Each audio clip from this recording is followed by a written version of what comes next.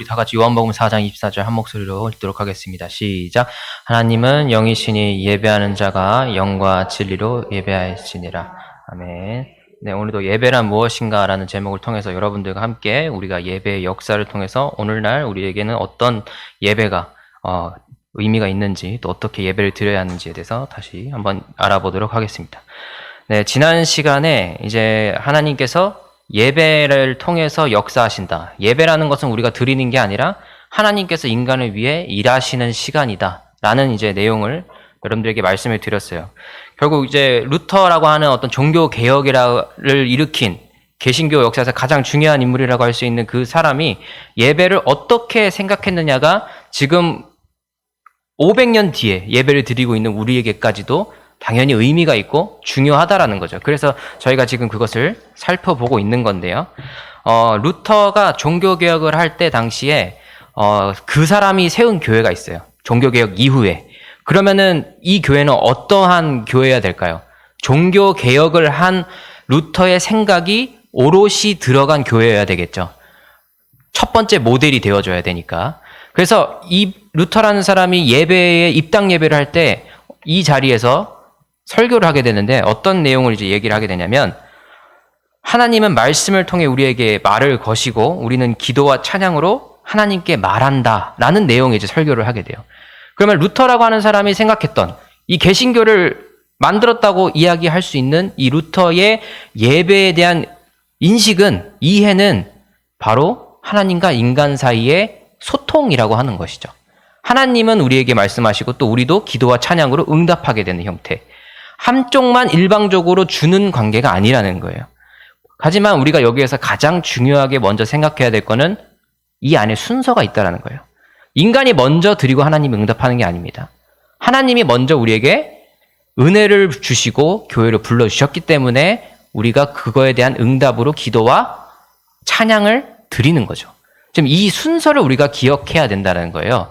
그래야지 우리가 서로 하나님과 관계 맺고 소통하는 예배에 있어서 무엇이 먼저인지를 알고 하는 것과 인간이 먼저 하나님에게 기도와 감사와 찬양을 드린다고 해서 하나님이 은혜를 부어주시냐, 그것도 아니라는 거죠. 그렇게 되면 우리가 내 공로를 통해서 구원을 얻게 되는 것과 마찬가지라는 거예요. 내가 찬양을 열심히 해서, 내가 기도를 많이 해서, 헌신을 많이 해서, 그래서 봉사를 많이 해서 예배를 빠지지 않고 나와서 하나님께서 은혜를 주시나요? 그게 아니라는 거죠. 모든 기독교 예배의 순서는 하나님께서 우리를 이 자리에 먼저 이 죄인인 우리를 불러주셨다. 그걸 은혜로 우리가 받아들이고 거기에 대한 응답으로서 감사와 찬양을 드리는 게 개신교 예배의 가장 핵심적인 부분이라는 거예요. 물론 중세시대 때 그게 잘 안 됐으니까 루터가 이렇게 얘기를 하는 겁니다. 이게 성경적인 진리라고 루터는 본 거거든요. 근데 그것이 당시에 너무 안 이루어지고 부패하고 하니까 교회에 대해서 개혁을 일으킬 수밖에 없었다라는 거죠.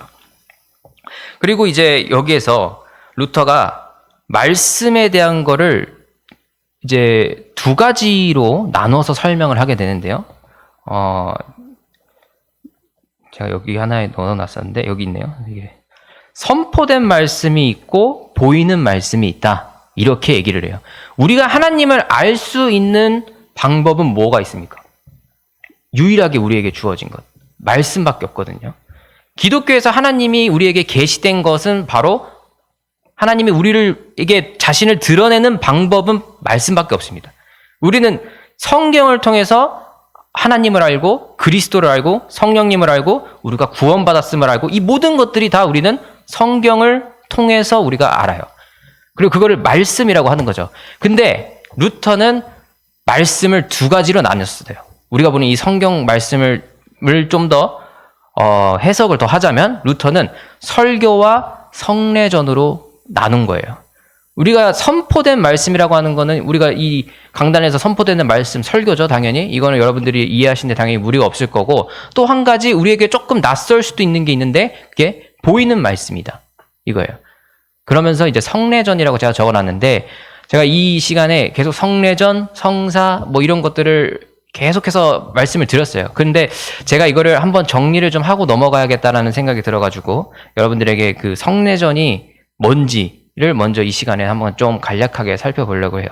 원래 이것만 가지고도 한 학기 강의를 하시는 분도 있어요. 근데 저희는 뭐 그렇게까지는 필요 없으니까 간단하게만 한번 알고 넘어가겠습니다. 자, 우리가 성례전이라고 하는 거는 성사, 성스러운 일이란 뜻이에요. 그러니까 이게 예식이냐, 예전이냐, 거룩한 예전이냐, 거룩한 일이냐, 뭐 다 뜻이 그거기 때문에 성례전은 성사라고 이해를 하시면 돼요.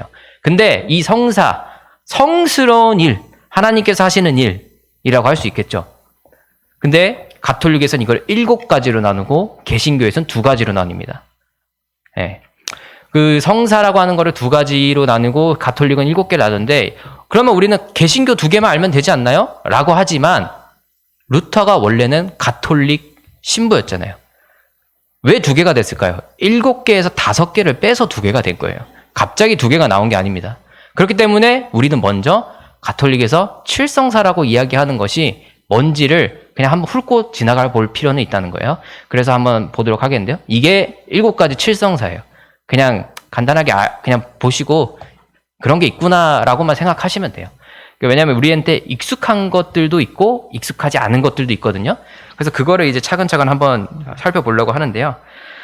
지금 이렇게 지금 PPT에 나와 있는 7가지 성사가 13세기에 정해진 거예요, 사실. 그러니까 700년 전에 정해진 거예요. 이게 이 당시에 동방정교회랑 뭐 이런 게 있는데, 동방정교회라고 하는 그리스랑 뭐 러시아랑 이쪽이 믿는 기독교회랑 협의를 봐가지고 7개의 성사를 우리가 딱 있다라고 한번 같은 믿는 기독교니까 정해놓자 라는 합의하에 7개를 했는데, 이게 공식적으로 어떤 모든 성도들에게 공표된 건 아니었어요. 그냥 교회 높은 사람들끼리만 알고 있는 거였는데, 이게 왜 공표가 되냐면 7가지가 왜 이렇게 딱 정해지게 됐냐. 그전에도 했어요. 근데 교회에서 공표를 안 했을 뿐이에요. 근데 왜 공표가 되냐? 루터가 이걸 건드렸거든요. 루터가 종교개혁하면서 제가 7개에서 5가지를 빼고 2가지로 줄였다 그랬잖아요. 그러면은 루터는 가톨릭은 그동안 잘못하고 있었어. 이거 7개 할 필요가 없어. 라고 했는데, 그럼 이 사람들이 가만히 있었겠어요? 당연히 이게 성경에 나오는 진짜 정통이야. 라고 분명히 이야기를 반대편에서 했겠죠. 안 그러면 자기들은 영원히 가짜가 될 뿐이니까. 어떤 대응을 했어야 됐을 거 아니에요? 그래서 루터가 종교개혁 이후에 가톨릭 사람들끼리 야, 개신교 너무 커진다. 그러니까 저들에게 반대하기 위한 우리만의 회의를 좀 다시 하자. 그래서 가톨릭이 뭔지 정리를 한번 딱 넘어가야지, 안 그러면 이도저도 아니면 누구는 개신교 믿니 누구는 가톨릭 믿니 이걸로 막 싸우게 될 거 아니에요. 그러니까 가톨릭이 진짜가 뭔지 이걸 믿어야 가톨릭이다 라는 거를 우리가 확실히 한번 이번 기회에 짚고 넘어가자라고 해서 한 회의가 있는데, 그게 트리엔트 공의예요. 그게 500년 전에 한 거예요. 그러니까 루터가 종교개혁을 끝내고 난 다음에 가톨릭들끼리 자기들끼리 한번 정리를 한번 하자 하는 거죠. 근데 그게 거기서 모든 가톨릭의 예배의 순서, 형식, 성직자들의 어떤 그 위계 모든 게 정해집니다. 왜냐하면 루터가 그걸 다 뒤집어 엎었거든요. 그러니까 하나부터 10까지 다시 다 정해야 돼요. 근데 이게 갑자기 나온 게 아니고 옛날부터 했던 건데 규정으로 있지 않을 뿐이었던 거를, 관습적으로 해왔던 거를 그냥 묶어보자, 글로 남겨놓자 해서 한 거예요. 그래서 그때 이제 이거는 좀 번외긴 한데, 루터는 설교나 미사, 그 당시 교회에서 드리는 예배를 모두 라틴어로 했어야 됐어요. 근데 루터는 그걸 거부했어요. 왜? 라틴어로 하면 일반 성도들 못 알아듣는다. 왜냐하면 이 라틴어는 옛날 로마 시대 때 언어이기 때문에 이미 죽은 언어예요. 공부한 사람들만 아는 언어예요. 지금도 바티칸이라고 하는 로마 교황청은 공식 언어가 라틴어입니다. 근데 루터는 성직자들끼리 성경 라틴어로 읽고 설교 라틴어로 하면은 듣는 사람들은 그냥 저게 뭔 소리인지도 모르고 앉아 있는다는 거예요. 그럼 구경꾼이지 않느냐? 그럼 이 사람들이 예배에 참석하는 이유가 뭐냐? 말씀을 듣고자 모인 사람들이 모르는 언어로 그렇게 계속 그냥 신부가 앞에서 떠드는 것만 듣는다면 그들의 마음속에 그리스도가 들어가겠느냐? 스스로 생각을 하면서 은혜를 받을 수 있느냐? 그러니까 자국어로 예배를 드려야 된다. 스페인 사람은 스페인 말로 드리고, 프랑스 사람은 프랑스 말로 드리고, 독일 사람은 독일 말로 예배를 드리자. 우리한테는 지금 이게 너무 당연하잖아요. 우리 한국인들이니까 한국어로 예배를 드리잖아요. 근데 그 당시에는 그렇지 않았다는 거예요. 이거를 이제 가톨릭이 계속해서 라틴어로 하게 되는데 루터가 이렇게 해서 나갔잖아요. 그러면은 가톨릭이 너 말이 맞는 것 같아 하면 루터의 동조자가 되는 거죠. 그럼 따라가게 되는 거잖아요. 끌려가는 거잖아요. 그러니까 오히려 더 무조건 라틴어로 들어야지 가톨릭 신자라고 할 수 있다라고 법을 박아버리는 거예요. 이게 결국 성도와 교회의 관계 혹은 하나님과 신자의 관계를 멀어지게 하는 방향으로 계속 이끌어지게 되는 안 좋은 선례가 되는데 사실 억지를 부린 거죠. 이게. 그렇지 않으면 교회의 권위가 떨어진다고 생각했기 때문에. 그래서 이걸 언제까지 하느냐. 1960년도까지 했습니다. 1962년도에 바티칸 공예라는 걸 하기 전까지 계속 한국에 있는 성당도 라틴어로 설교를 했어요. 라틴어로 말씀을 봉독했어요. 1966년까지. 그러니까 한국어로 예배드리게 된 지가 얼마 안 된 거예요. 사실 따지고 보면은. 근데 우리는 이제 성당 가본 적도 없고 하니까 잘 모르죠. 그러니까 전 세계적으로 자기 나라의 언어로 예배를 드릴 수 있게 된 거는 얼마 되지 않았습니다. 가톨릭 세계에서. 우리 개신교에서는 이미 500년 전부터 하던 거였는데 이만큼 차이가 있다라는 거죠. 뭐 다시 돌아와서 그런 것들이 이제 가톨릭이랑 차이점이 생기기 시작하고 가톨릭도 개신교랑 자기들은 다르다는 걸 얘기해야 되니까 점점 일자로 가는 게 아니고 아예 벌어져서 가는 거예요. 더 서로 거리가 점점 더 멀어지는 거예요. 그러다 보니까 이 칠성사에 대한 것도 정리를 한번 해볼 필요가 있겠다라는 거예요. 그 사람들이. 근데 일단 중요한 거는 루터는 지금 7개 한번 보여주시겠어요? 자, 여기서 2가지를 선택했어요. 5가지를 뺐습니다. 여기서 2가지 남긴 게 뭘까요? 여러분 한번 그냥 생각을 해보세요. 여기서 2가지를 남긴 게 뭘까요? 자, 첫 번째 세례는 당연히 우리도 하니까 잘 알죠. 견진, 이건 뭐지? 이런 생각이 들죠. 성체, 이거 뭘까요? 성만찬입니다. 이게 성만찬이에요.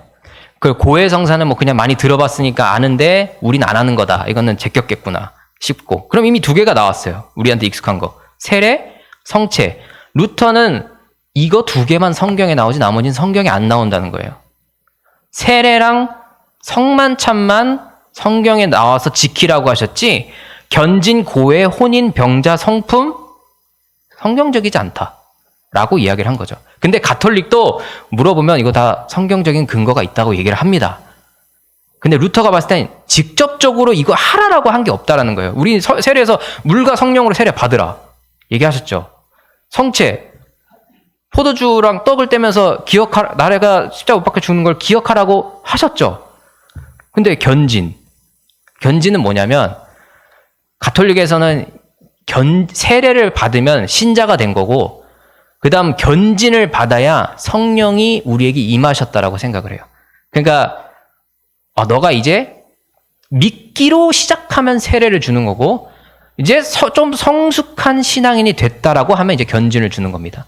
물론 이 사이사이에 다 교육이 들어가요. 견진 받기 전에, 세례 받기 전에 다 교육이 들어갑니다. 가톨릭도. 근데 우리는 견진성사라고 따로 이야기를 하지 않습니다. 근데 이게 성령의 7가지 열매가 이 견진을 받고 나서 맺어진다라고 가톨릭은 생각을 했어요. 성령이 이때부터 들어간다고 생각했기 때문에. 왜 그런지는 저도 잘 모르겠어요. 가톨릭에서는 그렇게 얘기를 하니까. 성체는 뭐 당연히 우리 잘 아니까 넘어가면 되고요. 그리고 고해성사는 당연히 우리가 하진 않지만 우리들이 익숙하긴 합니다. 왜? 인터넷이나 드라마나 이런 데서 가끔씩 나오거든요. 고해성사 같은 게.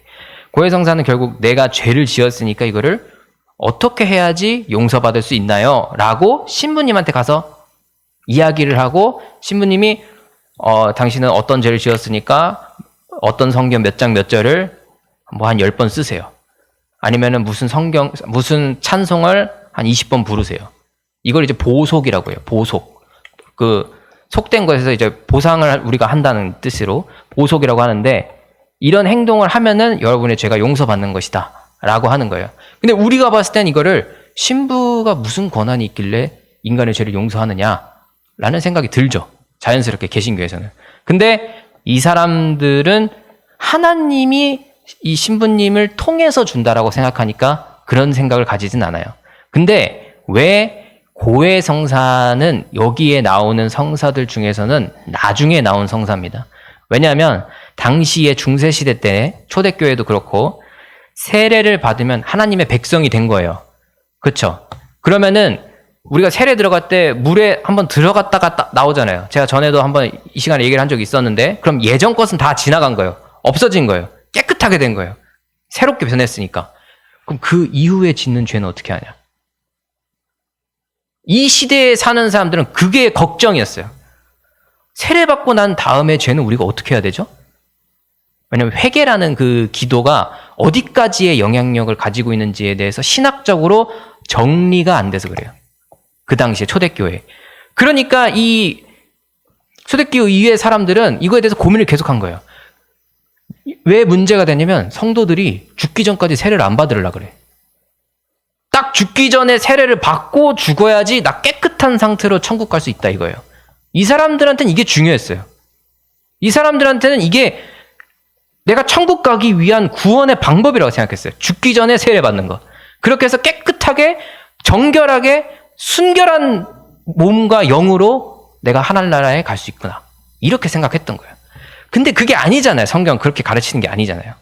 그러니까 이제 지금은 가톨릭이 아니라 초대교회에서 이거를 고해 성사라는 걸 만들어서 여러분 세례는 계속 처음에 일찍 받을수록 좋고 그러면서 그리스도인 돼가서 노력하는 거니까 빨리 받을수록 좋아요. 죄의 문제는 고해 성사로 해결하시기 바랍니다. AS 서비스를 만들어준 거예요. 지금 이렇게 사후 서비스를 지금.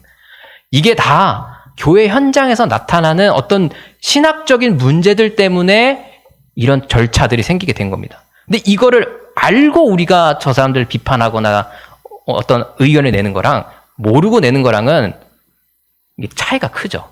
그러니까 이 사람들도 어떻게 보면은 내 믿음을 지키기 위해서 되게 중요한 지점을 가지고 있는 거예요. 내가 죽기 전에 죄가 한 톨이라도 남아있으면 어떡하지? 이 걱정 때문에 세례를 죽기 전까지 미루던 성도들을 위해서 교회가 만들어준 성사가 고해 성사예요. 근데 이제 이게 개신교 전통으로 오면은 성직자의 권한이 너무 높아져요. 그러면서 부패하게 돼. 이 사람 영주들이나 이런 높은 사람들 왔으면 그 약점이 생기게 돼. 여기 안에서 서로 성직자를 매수해서 얘가 뭔 죄를 저질렀다고 고백하디 이런 걸 하는 거예요. 원래는 알려주면 안 돼. 근데 부패한 성직자들은 또 그런 걸 넘겨주는 사람이 있을 거 아니에요, 분명히. 그러면서 이게 막 서로 흉기가 되기도 하고 증언이 막 이상하게 되기도 하고 문제가 많이 생겨요. 루터 시대 때는 그런 게 많이 있었던 거죠. 그리고 이게 인간이 어떻게 그 대가를 지불하는 거에 있어서 죄의 대가를 지불하는 거에 있어서 이야기를 해줄 수가 있느냐. 이제 그런 원초적인 질문이 나타나기 시작을 하는 거죠. 그래서 고해 성사도 제끼게 됩니다. 그리고 견진 성사도 성경에 나오는 게 따로 없어서 제껴요. 혼인 성사, 우리 결혼식 때 결혼 예배 드리잖아요. 혼인 예배라고 하잖아요. 개신교에서는. 근데 그거를 성사라고 본 거예요. 그러니까 이거는 좀 관점의 차이입니다. 그래서 이것도 예수님이 결혼식을 그 성직자가 집례해가지고 드리라는 얘기를 안 하셨어요. 그러니까 굳이 성사라고 이름 붙일 만한 게 아니다. 이거는 그냥 결혼 예식이라고 하면 되는 거지 굳이 막 거룩한 일 성사라는 그 막 이런 부담스러운 단어를 붙일 필요가 없다는 거다. 그럼 이게 세례랑 성체 성사랑 같은 급이라는 거냐? 그건 아니라는 거죠. 그렇게 본 거죠, 루터는. 그래서 혼인 성사도 빼고 병자 성사는 옛날에는 종부 성사라 그랬어요. 그래서 죽기 전에 이 사람이 하나님에게 이렇게 죄를 고백할 수 있게 해주고 그런 걸 도와주는 성사라고 해서 뭐 종부 성사라 그랬는데 요즘은 병자 성사라 그래요. 근데 개신교에서 이걸 안 합니까? 여러분들 병원에 입원하시면 목사님 찾아가서 신방하시잖아요. 그게 이거거든요. 근데 이거를 성사라고 그렇게까지 할 필요가 있느냐? 성경에서 당연히 어떤 목양적인 차원에서 입원하신 분들, 아프신 분들을 위해 기도하는 거는 맞지만 이게 세례나 성체와 같은 급의 성사로 우리가 받아들일 수 있느냐? 또 그건 아니라고 본 거죠, 루터가. 그거는 그냥 우리가 찾아가서 공동체적으로 위로해주고 기도해주면 되는 문제지 이게 성사라고 이름 붙일 만한 것까지는 아니다. 그렇게 생각한 거예요. 그래서 병자 성사도 성사에서 제외시킵니다. 성품 성사가 뭐냐? 오늘날로 치면 목사 안수예요. 지금 이 성품 성사라고 하는 건 사실 일반 신자들이 안 겪게 되는, 오로지 성직자들만 겪게 되는 유일한 성사예요. 예. 그리고 혼인 성사는 그 당시에 신부들은 또 안 하게 되겠죠. 뭐 이런 것들이 있는데, 성품 성사는 그냥 제가 간단히 말씀드려서 목사 안수식이다, 이렇게 말씀을 드릴 수 있어요. 근데 이제 중요한 거는 이 성사 다 붙어 있는 이 어떤 예전들의 공통점은 다 성직자가 집례해야 된다는 거예요. 성스러운 일이기 때문에. 그래서 성품 성사는 성사로 볼 수 있지 않나? 하지만 이것도 개신교에서는 그냥 목회자들 안에서의 예식으로 봅니다. 예. 물론 이제 안수를 줄 때는 당연히 하나님의 이름으로 주고 그런 것들이 있지만, 이제 성경에서 이 직분을, 성직을 감당하는 사람들을 위한 어떤 행동이 따로 무언가를 해야 된다는 예식 같은, 기념해야 된다는 게 나오지가 않아요. 그렇기 때문에 루터는 이거를 성사가 아니라 그냥 예식으로 본 거예요. 그래서 우리가 예식과 성사를 조금 구분할 수 있어야 되는데, 루터가 5개를 빼서 세례랑 성체만 남겼다, 성만찬만 남겼다, 이렇게 생각하시면 돼요. 자, 그러면은 이 7가지의 성사들이 가톨릭 교회에서는 어떤 시스템으로서 작동하게 되느냐, 이게 굉장히 중요하거든요. 세례 언제 합니까? 유럽에서, 만약에 내가 유럽에 태어났다, 당시에 태어나자마자 하는 거예요. 유아 세례를 주는 겁니다. 견진 보통 중학교 들어갈 때쯤, 학교 들어갈 때쯤 했어요. 우리도 지금 뭐 세례를 중학교 1학년 때부터 이렇게 중등부부터 주게 되잖아요, 보통. 그거랑 비슷한 거예요. 근데 세례가 아닐 뿐인 거죠.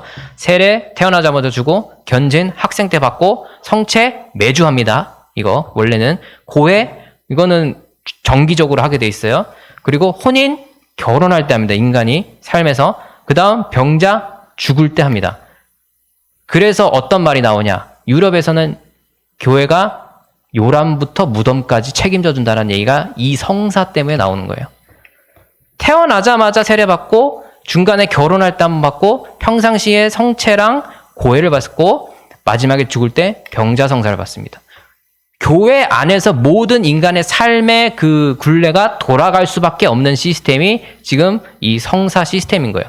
근데 이것 때문에 그런 건 아니겠죠. 당연히 그 사람들은 태어날 때부터 그리스도인이니까 교회에서 목양적인 차원으로 나중에 나온 거예요.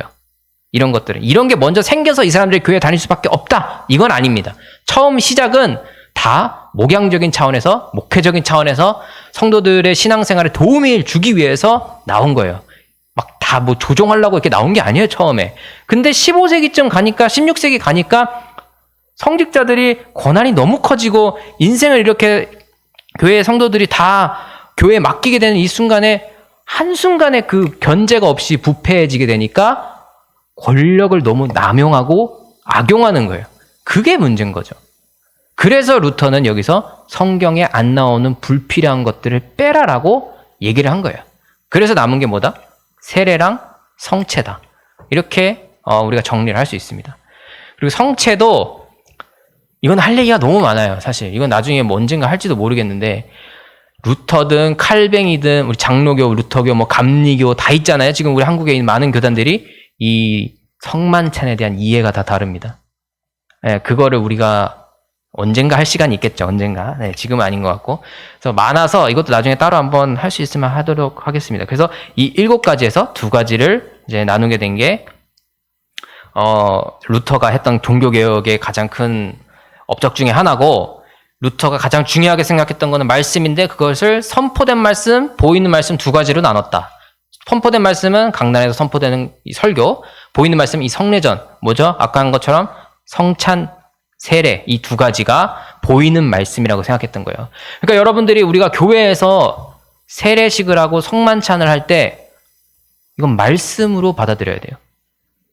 이게 보이는 말씀인 거예요. 왜? 그리스도께서 성경에서 하라고 하신 걸 우리가 기념하는 거기 때문에. 그러면 이 세례와 성만찬의 중심에 누가 계세요? 예수님, 하나님, 성령님이 계신 거예요. 그러니까 말씀이 육신된 요한복음의 말씀처럼 성례전의 주인 되시고 주인공 되신 그리스도를 기리는 것, 기념하는 것은 모두 말씀인 겁니다. 그게 이제 교회의 중요한 전통이었어요. 그래, 이게 또 도움이 되거든요. 우리의 신앙생활에. 그래서 성만찬, 세례, 이런 것들이 교회 현장에서 우리는 되게 엄숙하고 또 경건한 마음으로 드려야 되는 거예요. 그게 그냥 우리가 부활절에 하고, 뭐 그냥 때 되니까 한다. 이게 아니라는 거예요. 이거는 보이는 말씀이에요. 그런 어떤 자각을 가지고 우리가 이 성례전, 성만찬, 세례를 할 때 그 무게감을 가지고 드려야 된다는 겁니다. 제가 전에는 세례에 대해서 굉장히 좀 말씀을 드렸지만 오늘 또 성만찬이 나와서 말씀을 드리는데 굉장히 중요해요. 그리고 우리 교단의 역사에서도 올라가면 올라갈수록 성만찬에 대해서 강조를 하지 않았던 적이 없습니다. 근데 이게 언제 조금 깨지게 되냐면 미국으로 가면서부터 조금 깨지게 돼요. 그게 미국에서부터 조금 깨지게 되는데 그건 나중에 하도록 하겠고요. 어쨌든 이 내용들을 봤을 때 우리가 지금 말씀이라고 하는 것이 설교뿐만 아니라 성례전도 있다는 걸 여러분들이 기억을 한번 해주셔야 된다는 거예요. 그리고 이 내용들을 다른 교단에서 우리가 칠성사라고 가톨릭에서 이야기하는 거를 성사로 안 칠 뿐이지 하는 것들이 꽤 많다라는 거예요. 네. 감리교든 성공회든 루터교든 뭐 장로교든 우리가 그냥 예식이라는 이름을 붙여서 하는 것들도 있고 아니면 다른 이름을 붙여서 하는 것들도 있지만 성사라고 보지는 않을 뿐이지 목회적인 측면에서 다 목양적인 측면에서 하고 있는 것들이 대다수라는 거예요. 그러니까 이거를 가지고 또 우리가 너무 또 가톨릭이랑 비교를 하면서 막 서로 비판할 것까지는 없다라는 거죠. 물론 개신교 입장에서는 안 맞는 것들이 있기 때문에 그 격을 낮춘 거예요. 네. 자, 그래서 이제 성례전을 정리를 했고요. 자, 예배에 대해서 다시 돌아가게 되면은 유터가 계속 얘기하는 건 이거예요. 예배는 소통이다. 하나님이 우리에게 먼저 주신 그 은혜에 대해서 인간이 응답하는 것이다. 감사와 찬양으로. 그러면은 이 순서가 아까도 되게 중요하다고 말씀을 드렸는데 하나님께서 우리에게 먼저 희생하시고 우리를 불러주시고 그 다음에 우리가 응답을 하게 된다. 이거를 이제 가장 중요한 우리의 하나의 예배에 대한 이해로 가지고 있어야 됩니다. 독일에 이제 아우크스부르크라고 하는 도시가 있는데요. 거기 교회 본당에 보면은 이런 글귀가 적혀 있다 그래요. 들어올 때예요. 예배당에 들어올 때 여기 명판 같은 게 있는데 거기 보면은 잘 고민해봐라. 당신이 누구 앞에 서는가. 이거를 다 읽고 들어오도록 돼 있어요. 그 교회는. 그러니까 이게 예배의 자리에 들어오는 너희들이 누구 앞에 서는지를 고민하고 들어와라. 이거죠. 우리 다 알고 있는 내용들입니다. 이거. 우리가 모르나요? 다 모르지 않죠. 근데 이거를 정말로 내 마음속에 정말 준비를 하고 오는 사람이 원래 얼마나 있을까요? 그거를 우리가 한번 스스로 되돌아봐야 된다는 겁니다. 그래서 이 소통이라고 하는 것도 결국 내가 이 자리에 나오게 되는 거는 하나님이 나를 불러주셔서 나오는 거잖아요. 그럼 그런 이해를 딱 가지고 있을 때 우리가 예배에 들어가기 전에 생각해야 되는 거는 맞아, 내가 하나님 앞에서는 죄인이다라는 인식이 기독교인에게는 가장 먼저 들어가 있어야 되는 거예요. 이 인식이 없이 예배에 올 수가 없습니다. 그러면 내가 자발적으로 온 거잖아요. 내가 잘나서 온 거잖아요. 죄인이라는 인식이 있어야지 하나님이 나를 그분께서 불러주셨구나. 근데 왜 불러주셨을까? 나 같은 존재를. 이런 질문이 들면서 우리의 신앙생활이 더욱더 발전해 나가게 되는 겁니다. 근데 우리가 지금까지 제가 말씀드린 내용들을 보면 모든 예배의 구조가 이런 질문이 들게끔 만드는 구조로 돼 있다는 거예요. 기독교가 가지고 있는 2000년의 역사 가운데서 특히 개신교로 봤을 때도 500년이 넘는 이 역사 가운데서 우리가 드리는 이 예배에 정말 다양하고 깊은 신학적인 흐름이 있다라는 거예요. 흐름이. 그 다 그냥 멋모르고 허투루 하는 게 아니라는 거예요. 그 오랜 역사 가운데 이렇게 쌓여 있는 것들이 있는 거죠. 이 소통이라고 하는 것들을 계속 이제 루터가 강조를 하는데 이제 여러분들이 한번 생각해 볼 게 또 한 가지 있습니다. 예배의 주체는 누구입니까? 예배를 받는 사람이 주체일까요? 예배를 준비하는 사람이 주체인가요? 예배를 준비하는 사람이 주체예요. 예배를 받는 사람은 객체고 받는 사람이니까. 그러니까 누가 이거를 메인으로 주로 준비를 해야 되느냐. 누가 이 예배의 자리에 부름받아 오느냐가 아니고 누가 이 예배의 자리로 우리를 불러주느냐. 이게 가장 중요하다는 거예요. 그러면은 이 예배에 불러주시는 이가 예배를 준비해 주시는 분입니다. 그러면 우리는 아까 배운 대로 누구죠, 그게? 하나님인 거죠. 하나님이 이 예배의 주인공이에요. 근데 우리는 주인공 하면은 어느 행사를 가도 그 높은 사람은 보통 받기만 하기 때문에 받는 사람이 주인공이라고 생각을 해요. 이게 한국의 문화일 수도 있습니다. 그게 뭐 유교적인 문화일 수도 있고 뭐 다른 이유도 있겠지만 보통 대접받고 앞에서 이렇게 소개받는 사람이 주인공이라고 생각해요. 근데 예배는 그게 아니라는 거예요. 개신교에 있어서. 기독교 예배에 있어서 예배의 주체는 섬기는 이가 주체다. 근데 섬기는 이가 인간이 아니라 하나님이시라는 거예요. 하나님이 우리를 먼저 섬기셨다. 희생하셨다. 불러주셨다. 은혜를 부어주셨다. 그게 우리 예배에 대한 먼저 된 기본적인 틀이에요. 이 틀이 깨지게 되면 결국 하나님은 섬김 받는 이가 되지만 섬김 받는 이를 우리가 섬긴다고 우리 안에 만족감이 있어요. 나는 하나님 섬겼다. 하나님 헌신했다. 그럼 내가 또 잘나게 느껴지는 거예요. 어느 순간. 기독교 신앙은 그게 아니라고 루터가 계속해서 얘기하는 거예요. 기본적으로 우리 인간에 대한 이해는 기독교는 인간 죄인이다라는 거예요. 이 부분이 너무 중요하잖아요. 그렇지 않으면은 결국 내가 예배를 드리는 순간순간에 내가 드리는 모든 것들이 나의 의가 돼버리니까. 근데 루터는 그것부터 깨트려야 된다고 섬기는 이가 하나님이시라고 얘기를 하는 거예요. 이게 얼마나 중요합니까? 이게 얼마나 우리의 신앙생활에서 가장 기초적으로 닦여 있어야 되는 그 터전이잖아요, 이게. 내가 죄인이구나라는 게 가장 기본적인 인식이에요. 그게 하나님이 나를 왜 나 같은 존재를 불러주셨을까? 나 같은 존재를 위해서 왜 그분의 아들까지 희생하셔야 되는가? 이렇게 질문이 쭉쭉쭉 나아가는 겁니다. 그러면서 우리의 신앙이 발전하게 되고 더 겸손해지게 되는 거고 하나님을 구할 수밖에 없게 되는 거예요. 이게 지금 우리 예배 안에 들어있는 모든 흐름과 기준과 어떤 바탕이 되는 것들인데 이게 잘 안 되고 있다는 거죠. 근데 왜 이게 잘 안 될까요? 너무 열심히 해서 그래요. 인간이 연약하기 때문에 내가 너무 열심히 하면 이거를 겸손하게 받아들이는 게 아니고 내가 이만큼 열심히 했다. 이렇게 되는 겁니다. 그게 성경에 어떤 사람들이에요? 바리새인들이잖아요. 그래서 제가 제일 무서워하는 사람이 그 열정 가득하신 분, 제가 제일 무서워하거든요. 가끔 이제 너무 열정이 가득하신 분들은 이게 언젠간 지치게 되고 섭섭해지는 순간이 와요, 이게. 내가 이만큼 헌신했는데 이걸 안 알아주네. 근데 마음속으로는 다 하나님이 알아주실 거야 이렇게 하겠지만 인간의 이 연약한 마음이 교회 안에서도 공동체 안에서도 그걸 알아주기를 바란다니까요, 그게. 그럼 그게 헌신일까요? 나 이렇게 열심히 광고하고 다니는 거나 마찬가지인데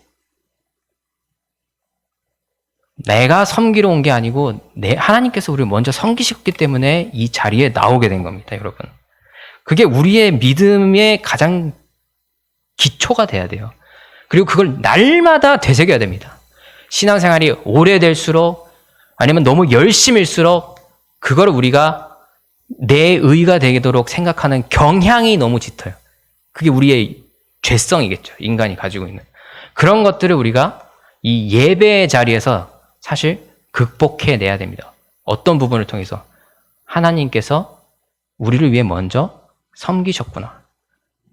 그리고 예수님 그렇게 얘기하시죠. 인자가 섬김을 받으러 온 게 아니라 섬기러 왔다 라고 말씀을 하시잖아요. 그 자세가 결국 기독교인의 자세고 하나님의 자세였다라는 거예요. 하나님의 자세. 그게 우리의 자세가 돼야 된다는 겁니다. 그래서 이 모든 것들이 결국 우리는 어떠한 것으로 이제 한 단어로 나타낼 수 있을까요? 섬김이라는 이 모든 것들 다 하나님께서 하신 모든 것들 사랑이라는 단어로 정리를 할 수 있는 거예요. 그래서 바울이 저는 그 얘기를 할 때마다 너무 이렇게 놀라운 거예요. 이런 내용들이 다 들어가 있는 거죠. 믿음, 소망, 사랑 중에 제일은 사랑이다. 너무 간단하고 심플하지만 거기에 깊이가 어마어마하게 들어가 있습니다. 이 모든 게 사랑이라는 거예요. 하나님이 우리를 사랑해서 하신 거잖아요. 요한복음 또 나오죠. 예수께서 독생자를 보내서 세상을 사랑하셔서 보낸 거잖아요, 이 땅에. 모든 게 다, 섬기는 게 다 사랑이었기 때문에 하신 거라는 거죠. 그리스도의 본질이 뭡니까? 그리스도인의 본질이 뭡니까? 섬기는 것, 다 사랑하는 것의 다른 표현들일 뿐이에요. 그렇죠? 우리가 이 메시지를 잊으면 안 됩니다. 결국 이 예배의 자리도 내가 사랑받았기 때문에, 지난 시간에 얘기했죠. 이 자리에서 끝나는 게 아니라 삶의 자리로 파송받는 거라고. 그 자리에서 사랑을 나누라고 보내는 거예요. 그게 이제 우리가 가지고 있는 기독교 예배의 딱 틀이에요. 이게 얼마나 정교하게 이렇게 이루어져 있어요, 이게. 얼마나 이렇게, 제가 지금 조금 학문적으로 얘기하는 그런 경향도 좀 있겠지만, 너무 정교하게 돼 있어요, 정말. 기독교 예배가 알면 알수록. 그런 것들이 이제 우리의 마음속에서도 계속해서 되새겨져야 된다는 거예요. 이게 오래 믿을수록 우리에게 너무 둔하게 되니까. 이런 것들이 우리의 성경이 이야기하고 있는 바고 우리 교회의 역사가 이야기를 하고 있는 바라는 겁니다. 그래서 예배의 모든 순간이 하나님의 사랑으로 기억되고 그것을 모두 전하는 우리 모두가 되기를 바랍니다.